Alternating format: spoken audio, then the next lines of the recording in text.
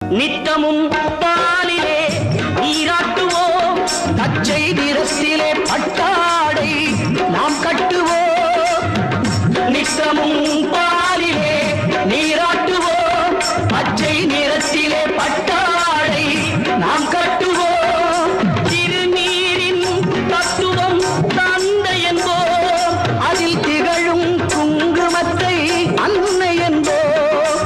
திருநீரின் தத்துவம் தந்தை என்போம், அதில் திகழும் குங்குமத்தை அன்னை என்போம். சந்தளம் மணக்குது, கற்பூரம் ஜொலிக்குது, கந்தகிரி போகி வந்தார் நன்மையெல்லாம் நடக்குது.